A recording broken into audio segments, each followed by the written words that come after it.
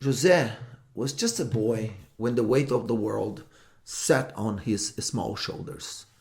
Growing up on a sprawling dairy farm in the countryside of São Paulo, Brazil, wasn't an easy life. His father, a stern man with roots in the old ways, believed in hard work, not school books. The farm was his life, and he expected it to be José's too. Every morning, long before the sun peaked over the horizon, José would wake up to the smell of damp earth and fresh hay.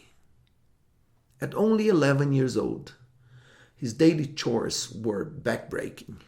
He'd cut stacks of sugar cane from the field, the sharp stalks heavy on his small frame as he carried them back to the cowshed.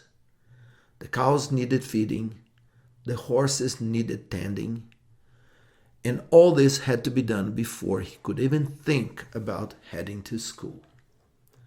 But school was where José's heart truly lived. He was a bright kid, sharp with numbers, curious about the world, and in love with learning. After the farm chores, he would run the long road to school, eager to soak in whatever his teacher had to offer. He had a gift for reading and a sharp mind. He had a gift for reading and a sharp mind for math. But his favorite part of the day was cracking open a new book, a window into worlds far beyond the farm. However, as time went on, his father began to see school as a luxury they could no longer afford. The farm needed more hands, and José was just a pair of hands to help. One morning, as José rushed to finish his chores and leave for school, his father stopped him. "No more school," his father said bluntly, wiping sweat from his brow.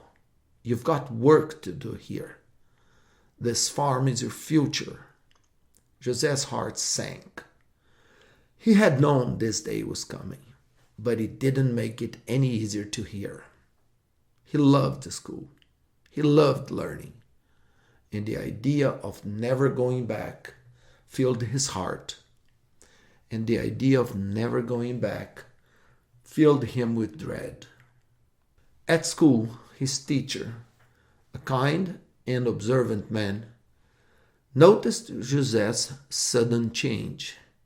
He no longer smiled when he entered the room, and his usual enthusiasm for his studies was gone. "What's wrong, José?" his teacher asked one day after class. José hesitated, but eventually told him about his father's decision. "He says I have to stay and work on the farm. No more school." The teacher wasn't surprised. He had seen it happen before.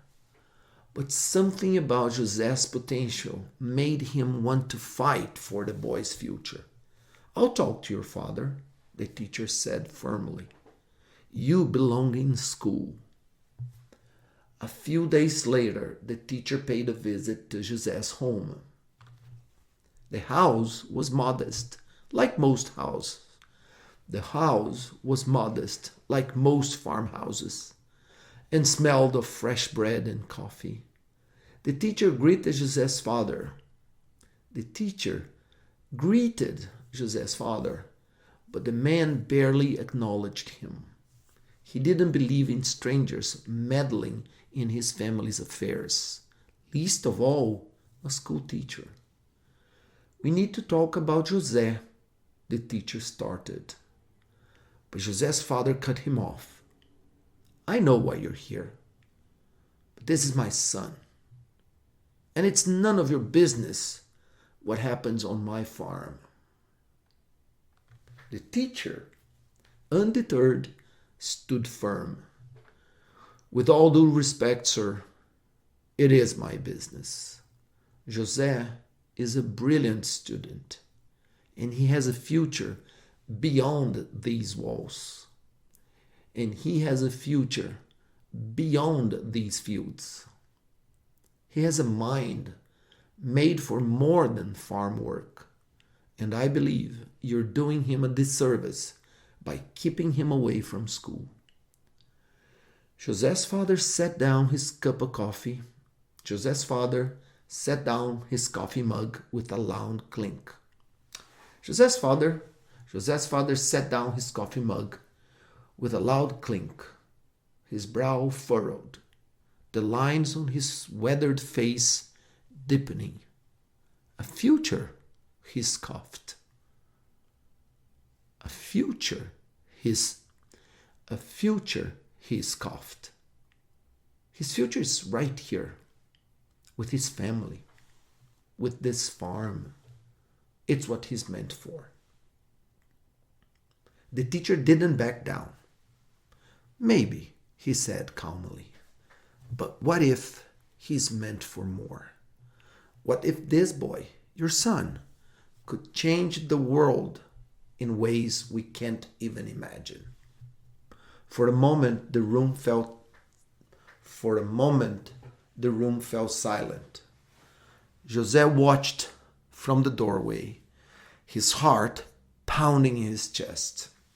He hoped, even if just for a second, that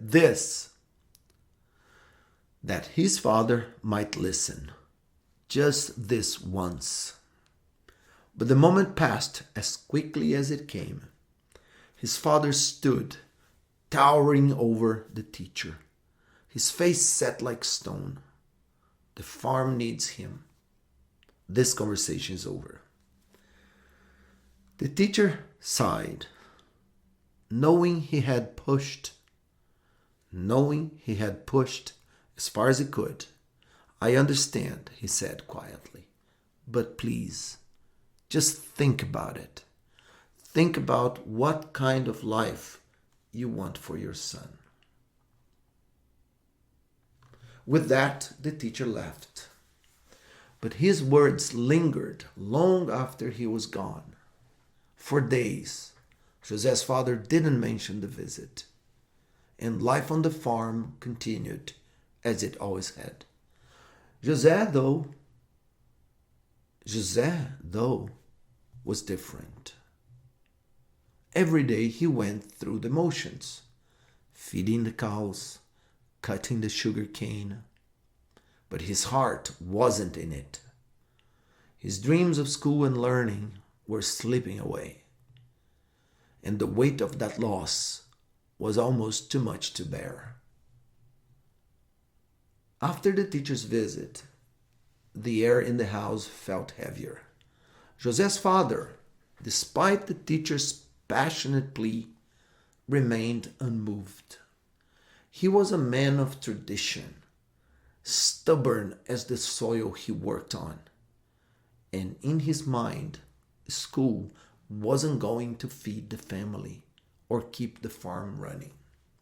This is nonsense, his father had said, brushing off the teacher's words like dust from his boots. José doesn't need school to be a good man. He needs work, and the farm needs him. And that was that.